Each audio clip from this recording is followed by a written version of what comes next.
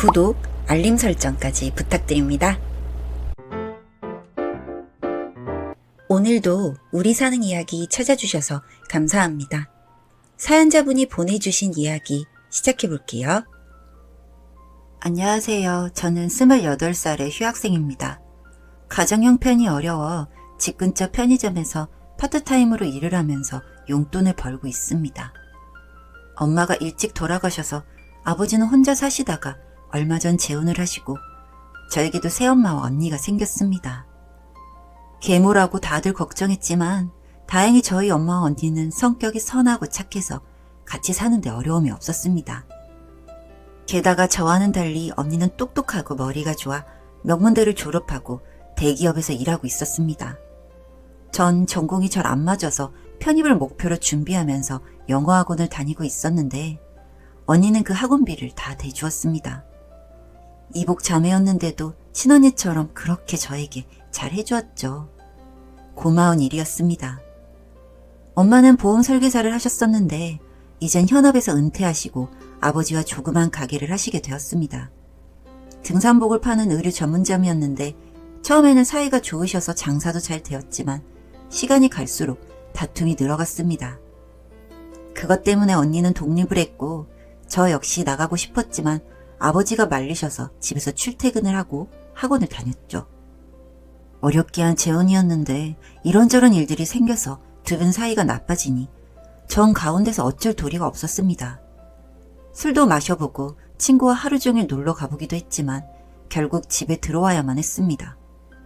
다툼이 이어지면서 결국 새어머니는 언니 집에 가 있게 되었고 아버지는 혼자 우시면서 술을 드시게 되었습니다.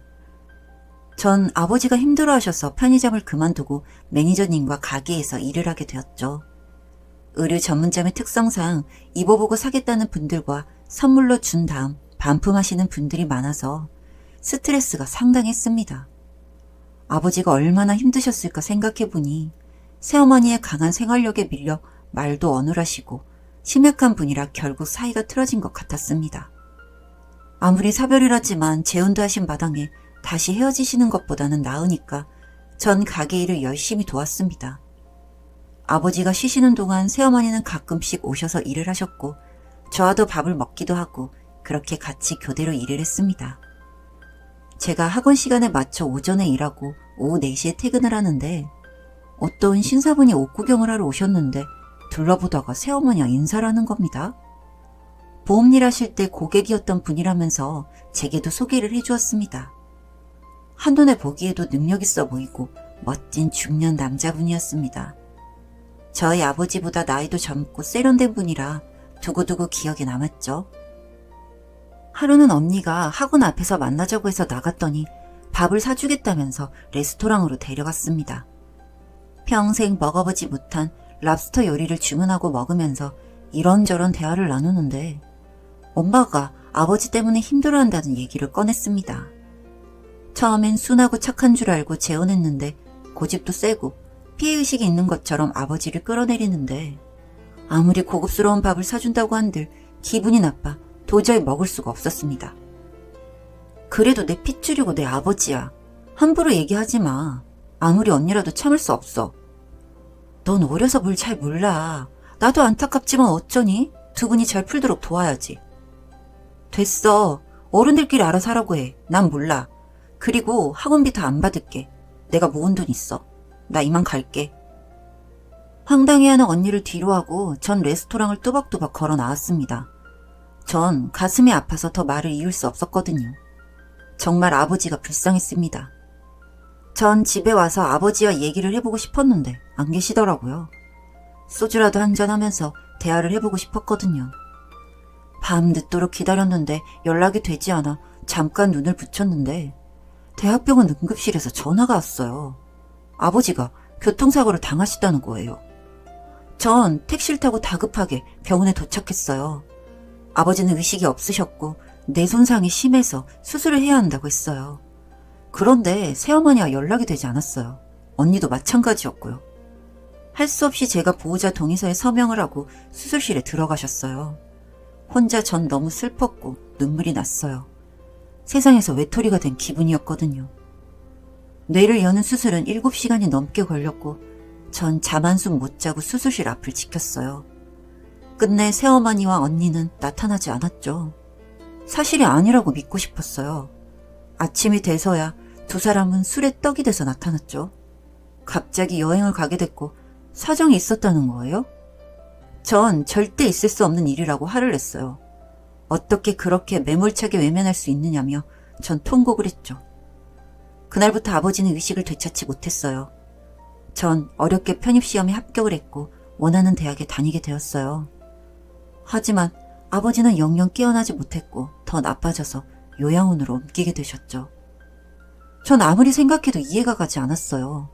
아버지가 사고당한 그날 무슨 일이 일어났던 건지 꼭 밝히고 싶었고 전 포기가 되지 않았어요. 경찰에서는 아버지가 횡단보도를 지나가는데 차가 들이받았다고만 했거든요.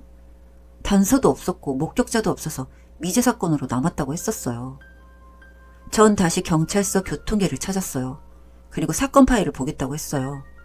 당시 수사를 맡았던 경찰분에게 재수사를 해달라고 요청했죠. 저로선 정말 대단한 결심을 한 거였죠. 전 그분과 함께 퍼즐 맞추듯이 사건을 다시 짚어나갔어요. 증거는 범퍼와 사이드미러 조각 2가지뿐이었죠. 그날 공업사의 범퍼와 사이드미러 수리를 맡긴 곳을 추적했어요. 차종은 아반떼 디럭스 2013년식이었고 보험 처리를 하지 않았다는 것이 드러났어요.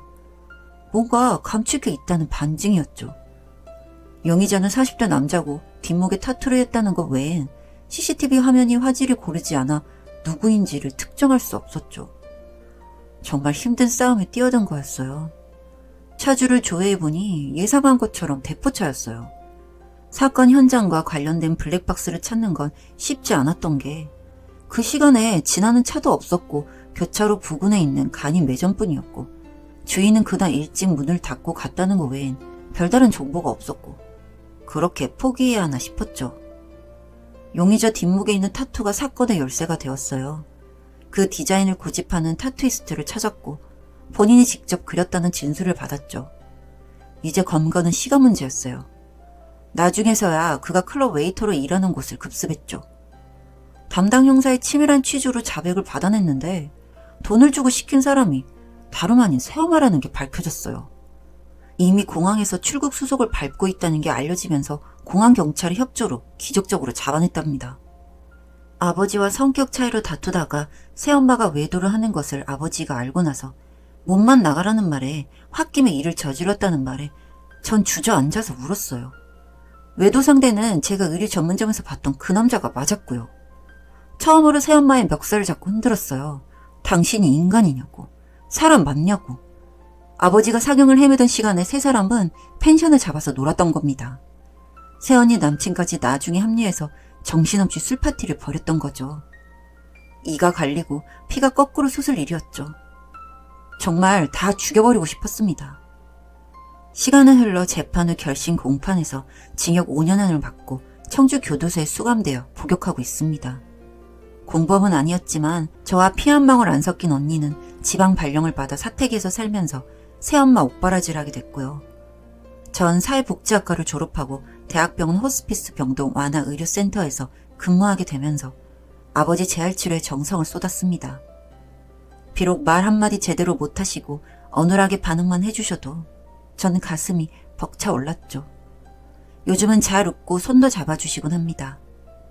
그렇게 파란만장한 세월을 보내고 아버지는 이제 보조기구의 도움을 받아 걷기도 하십니다. 그간의 고생을 다 말하긴 어렵지만 정말 지금은 기적이 일어난 겁니다. 전 새엄마의 악행이 밝혀지면서 인과응보는 있다는 것을 믿게 되었습니다. 세상에 남은 건 아버지와 저 둘뿐이지만 행복하게 살고 있습니다. 조금이라도 회복이 더 되셔서 대화도 하고 싶고 오래오래 함께하고 싶습니다. 긴 글 읽어주셔서 감사합니다. 사연은 여기까지였고요. 우리 사는 이야기 시청해주셔서 감사합니다.